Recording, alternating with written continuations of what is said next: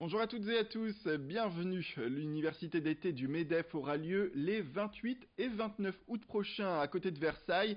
Le MEDEF qui fêtera également durant cet événement ses 20 années d'existence. L'occasion pour les patrons du Nord mais aussi de toute la France de se rencontrer et d'échanger pour faire évoluer à leur manière le monde de l'entreprise.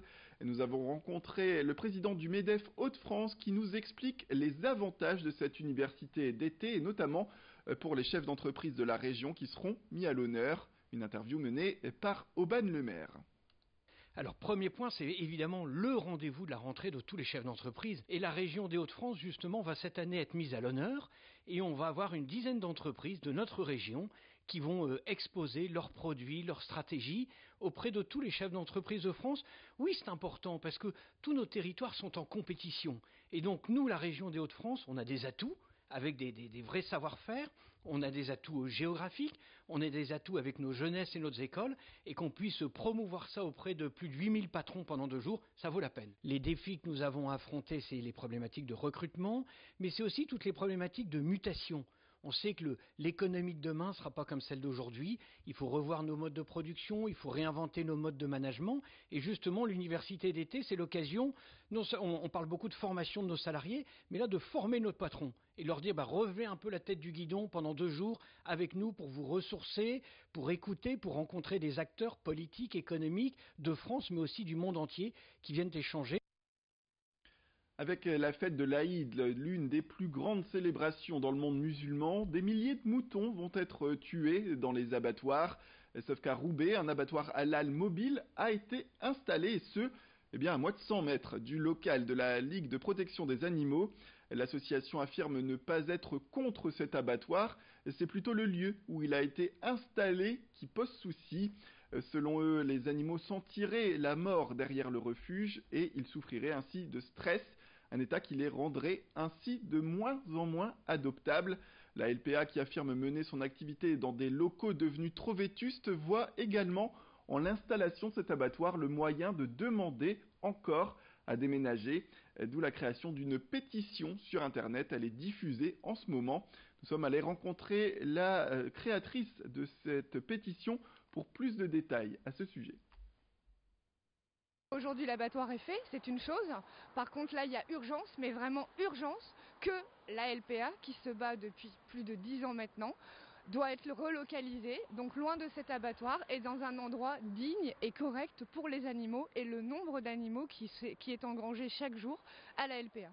Du côté de Wattrelos, il y a des endroits assez libres où il y a un peu de verdure, où on pourrait, où question sonorité, ça n'embêterait pas trop le voisinage. Moi je pense que si on cherche, on trouve. Voilà, c'est tout. La seule chose, c'est qu'aujourd'hui, personne ne s'en donne les moyens.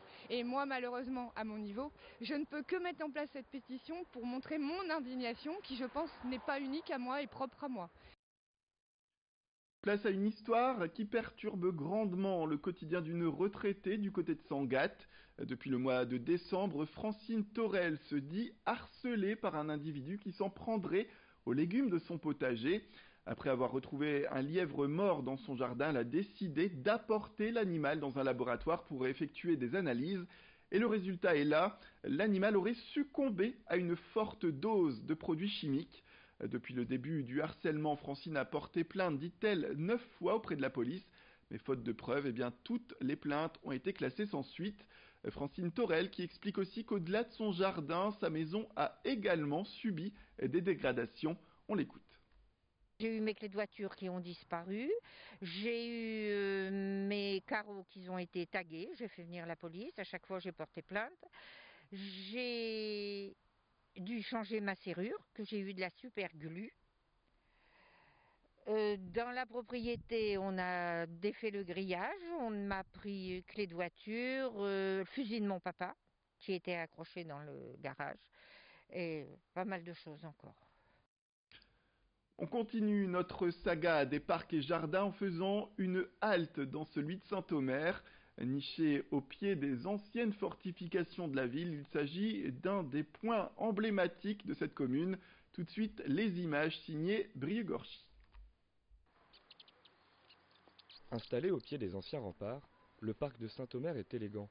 Depuis 150 ans, Les Audomarois aiment s'y promener, s'y restaurer ou y faire une sieste. À la fin du 19e siècle, après de longues démarches, il y a un démantèlement des fortifications, mais on va conserver une partie, les élus vont souhaiter conserver une petite partie dans toute sa profondeur pour installer donc ce jardin public qui va servir aux Audomarois. Alors aujourd'hui concrètement c'est un parc paysager de la fin du 19e siècle, donc on va y trouver à la fois un jardin dit à la française avec ses allées régulières dans lequel on est installé, et puis un petit peu plus en aval on va trouver donc un jardin à l'anglaise qui va être avec des allées plus sinueuses entre les anciens massifs de fortifications et des plantations bien évidemment puisqu'on est dans un jardin public avec des plantations, notamment un très bel arboretum qui date lui aussi du tout début du XXe siècle.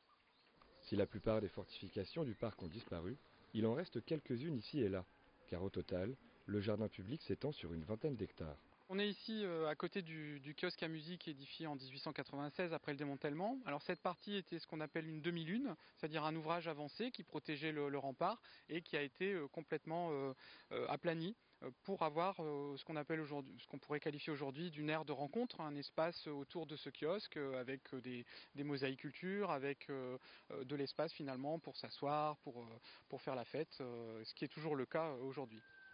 À quelques mètres des jardins, à l'emplacement même d'un ancien bastillon, les visiteurs peuvent profiter d'une fontaine et d'un petit parc animalier, de quoi se ressourcer en plein cœur de Saint-Omer. Voilà de quoi profiter des derniers beaux jours de ces fameuses vacances d'été. C'est la fin de cette édition, merci à toutes et à tous de nous avoir suivis. Restez avec nous tout de suite, retrouvez vos prévisions météorologiques complètes, vous allez le voir avec quelques éclaircies, notamment sur le littoral, sans oublier un prochain flash au prochain quart d'heure.